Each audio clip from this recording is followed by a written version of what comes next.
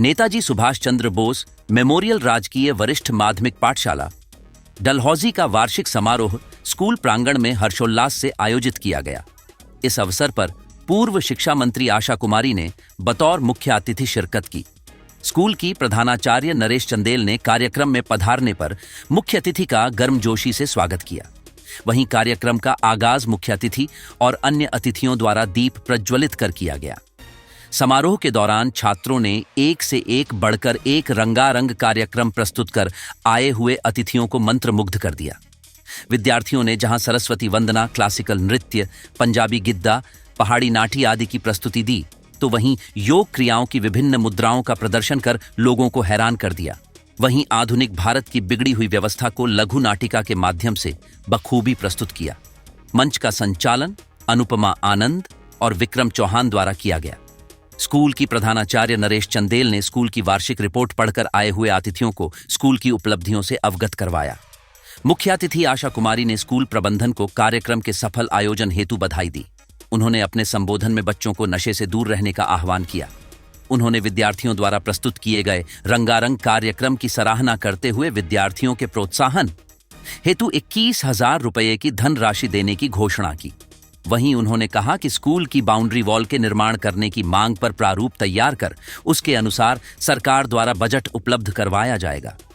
वहीं विद्यालय में रिक्त पड़े अध्यापकों के पदों को सरकार के माध्यम से शीघ्र भरा जाएगा। और प्रिंसिपल साहिबा, स्टाफ और बच्चों को बहुत बहुत बधाई देना चाहूँगी। इन्होंने बहुत ही अच्छा कार्यक्रम दिखाया, बहुत अच्छा कार्यक्रम। और केवल कार्यक्रम ही अच्छा नहीं दिखाया, जो प्रिंसिपल साहब ने यहाँ रिपोर्ट पढ़ी, एनुअल रिपोर्ट पढ़ी, उससे ये भी पता चलता है कि बच्चों में कितनी प्रतिभा है, पढ़ाई के क्षेत्र में भी, खेल कूद के क्षेत्र में भी। और हमने कल्चरल आइटम्स तो यहाँ देखे ही कि किसी के साथ भी ये compete कर सकते हैं। सब्जेक्ट्स और वो भी इन्होंने बहुत अच्छे चुने, जिसके ऊपर इन्होंने कार्यक्रम दिखाए। जो हमारी देश की विविधता है और हमारा डलहौजी जो है, इसकी अपनी एक जगह है। मेरे से पूर्व मास्टर जी यहाँ पे, विक्रम जी यहाँ पे बोल रहे थे कि डलहौजी के बारे में बात कर रहे थे। सिर्फ एक याददाश्त के तौर पे मैं आप लोगों को याद दिलाना चाहती हूँ कि डलहौजी की स्थापना जो है 1854 में हुई, 1854।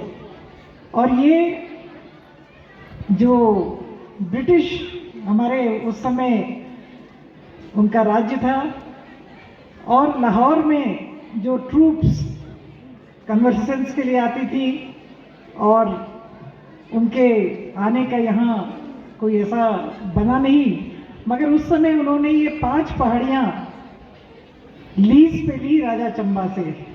Lord William Napier commander of the British troops होते थे, और लॉर्ड विलियम नेपियर ने ये जगह चुनी।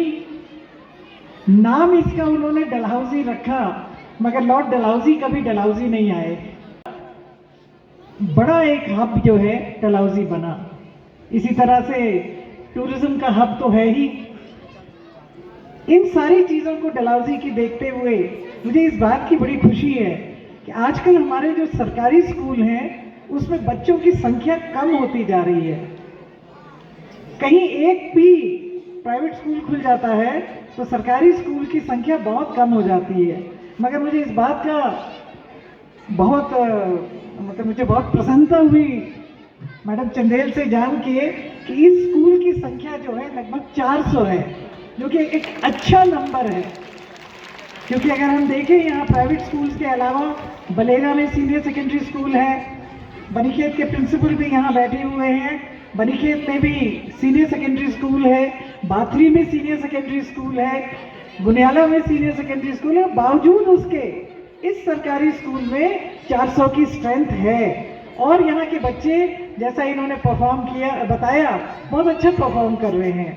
हमारी लड़की अभी रिसेंटली यूनिवर्सिटी में प्रथम स्थान उसने हासिल किया।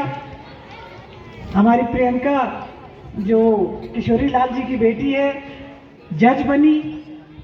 यहाँ बहुत सारे जो पुराने लोग बैठे हैं वो यहीं के पढ़े हुए हैं।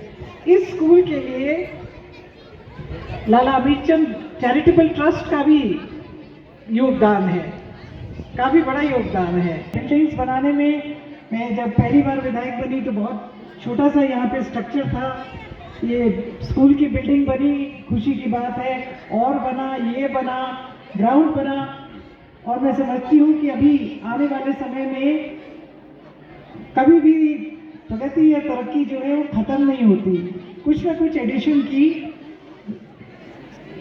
मैं आपको अवगत कराना चाहती हूँ कि हिमाचल प्रदेश सरकार यानी वर्तमान सरकार, जिसके मुख्यमंत्री सुखविंदर सिंह सुक्खू जी हैं और शिक्षा मंत्री रोहित ठाकुर जी हैं, सरकार ने आज ही ये फैसला लिया है कि जितने सरकारी स्कूल हैं हिमाचल प्रदेश में, सब में जो है इंग्लिश मीडियम पढ़ाने का जो है ऑप्शन जो है वो खोल दिया जाएगा सभी स्कूलों में, ताकि कोई भी बच्चा जो है गरीब से गरीब घर का भी हो, वो अंग्रेजी पढ़ के अगर लायक है तो उसको ये प्लेटफॉर्म मिले कि वो भी आईएएस बन सके, वो भी जो है पुलिस का अफसर बन सके, वो भी जो है बड़ा बिजनेसमैन बन सके। अंग्रेजी पढ़ना इसलिए भी जरूरी है कि हमको दुनिया में compete करना है। हमारा कंपटीशन इस बात का नहीं है कि हम कहाँ नहीं पहुंचे, हमारा कंपटीशन इस बात का है कि हमारा गरीब से गरीब बच्चा कहाँ पहुंचा।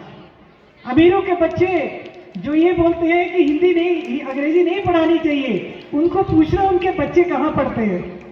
सब अमेरिका में पढ़ते हैं, इंग्लैंड में पढ़ते हैं, बड़े फक्र से वो अपने को बराबर का प्लेटफॉर्म दे दें। उसके बाद जो होनहार होगा, जो लायक होगा, वो खुद आगे निकलेगा, खुद आगे निकलेगा। बस हमें प्लेटफॉर्म देना है, और प्लेटफॉर्म कोई अकेले नहीं दे सकता, हम समाज में मिल करके दे सकते हैं। आज जो एक लघु नाटिका दिखाई, उसके जितने पहलू दिखाए, सबको ऐसा लग रहा होगा कि मैंने अपने घर में ऐसा जरूर देखा है, एक ना एक तो देखा ही है। किसी ने महिला उत्पीड़न देखा है, किसी ने नशा देखा है, किसी ने बुजुर्गों का अनादर देखा है। मैंने किसी की एक पोस्ट देखी थी, हमारे परमजीत सिंह जी यहाँ बैठे हैं, ये सिख कम्युनिटी से बिलोंग करते हैं, वैसे तो बॉबी भी सामने खड़ा है। मैंने एक पोस्ट देखी थी कि हमारे बच्चे, चाहे वो हम हिंदू हो, चाहे वो अंग्रेजों के हैं, चाहे किसी के भी हैं, हम अपने माता पिता को वृद्ध आश्रम में रखते हैं। कभी आपने किसी सरदार को तो देखा, सिख को देखा जो अपने माँ बाप को वृद्ध आश्रम में रखता हो? हमने आदर करना छोड़ दिया है। हम जिन लोगों ने हमें पैदा किया, हम उनका ही आदर नहीं करते, तो हम अपने आदर की क्या उम्मीद कर सकते हैं। तो इसलिए बुजुर्गों का आदर करना, ओल्ड एज होम बनाना बुजुर्गों का आदर नहीं है। ओल्ड एज होम बनाना बुजुर्गों का निरादर है कि हमने ये नौबत ले आई कि समाज में हम अपने बुजुर्गों की ही देखभाल नहीं कर सकते। और बच्चों ने जो नशे के बारे में कहा, ये तो मैं सबको कहूंगी, आजकल परिवार भी छोटे हो गए हैं। पहले जब जॉइंट फैमिली होती थी, दादा दादी, चाचा चाची, मामा मामी सब इकट्ठे रहते थे और काफी बड़ा परिवार होता था। अब न्यूक्लियस फैमिलीज हो गई हैं, माँ बाप बच्चे। माँ बाप चाहते, कौन माँ बाप नहीं चाहता कि मैं अपने बच्चे के लिए सब कुछ करूं, मगर बच्चे भी कुछ इस तरह के हो गए हैं कि माँ बाप को ब्लैकमेल करने लग गए कि अगर नहीं किया तो मैं छाल लाई देनी, मैं फांसी दे देनी। ये दोनों चीजों के बीच कहीं ना कहीं हमको समाज में सुधार लाना पड़ेगा। नशे की तरफ जा रहे हैं, बुरी आदतों की तरफ जा रहे हैं। हम एक बार नहीं रोकते, दो बार नहीं रोकते, तीसरी बार हमारे रोकने की क्षमता ही नहीं रह जाती, क्योंकि फिर वो सुनने के बाहर हो जाते हैं। वो फिर जो दिखाया इन्होंने वो एक हालात हो जाते हैं। मेरा सभी तो है ही, मगर अभिभावकों से भी, पेरेंट्स से भी मेरा निवेदन है कि एक जो यहाँ अनुपमा जी बोल रही थी कि जब आपको समय लगे आप स्कूल में आकर के जरूर पता करें कि आपका बच्चा कैसा चल रहा है, क्या कर रहा है। आप पता करें कि टाइम से स्कूल आता है, ऐसा तो नहीं कि स्कूल के बहाने से वो कहीं और जाता है। आजकल नशे का प्रचलन जो है बहुत बढ़ चुका है, और एक समय जो हम उड़ता पंजाब सुनते थे, कहीं ऐसा ना हो कि हमें उड़ता हिमाचल सुनना पड़े। बहुत ज्यादा नशे का प्रचलन हो गया है। और आजकल नशा भी, पहले तो भांग चरसी चलती थी, दारू चलता था, आजकल नया एक मार्केट में जो चिट्टा नाम की चीज निकली है वो जानलेवा है। कृपया करके अपने बच्चों को भी इस बारे में शिक्षित करें, इन चीजों से दूर रहना है। मुझे विश्वास है कि आने वाला समय डलहौजी का ही है, और डलहौजी की हर क्षेत्र में तरक्की हो। हमारी कोशिश रहेगी कि हम बेहतर से बेहतर सुविधाएं देने का प्रयास करें। डॉक्टर्स के लिए यहाँ लोगों ने कहा, और मैं डॉक्टर विपिन पहले से ही है, हर तरह के डॉक्टर हमारे पास यहाँ उपलब्ध हैं। अगर हम सब मिल करके शहर के लिए करेंगे तो ये शहर साफ और सुंदर भी होगा, लोग आएंगे। हमारा सारा जो यहाँ की जो आर्थिक स्थिति है वो होटल्स के ऊपर और स्कूल्स के ऊपर जो है निर्भर है, और उनमें ही अगर हम अपने आप को ठीक रखेंगे। ये ठीक है कि हमारे एक्सीएन बिजली बोर्ड यहाँ बैठे हुए हैं, इनको इनके डिपार्टमेंट के दबाव में डलहौजी की स्ट्रीट लाइट बिजली काटनी पड़ी, मगर ये भी ठीक है कि म्युनिसिपल कमेटी की ईओ भी यहाँ बैठी हैं। हमने सबने मिल करके तरीका निकाला, और हमने कम से कम सुक्खू जी का मैं धन्यवाद करती हूँ, जिनको एक बात इन्होंने मेरे से कही कि 4 दीवारी जो है यहाँ लगाना जरूरी है। तो 4 दीवारी लगाने के लिए जो भी आप एस्टिमेट बनाएंगे उसकी धनराशि हिमाचल प्रदेश सरकार आपको स्वीकृत करेगी।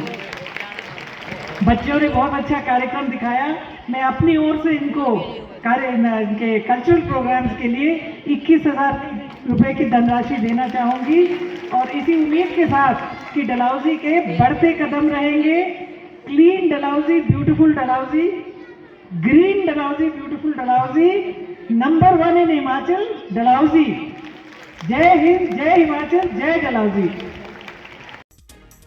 इस अवसर पर मुख्य अतिथि ने वर्ष भर में शिक्षा और खेलकूद सहित सांस्कृतिक व विद्यालय में आयोजित विभिन्न गतिविधियों में भाग लेने वाले छात्रों को भी सम्मानित किया गया।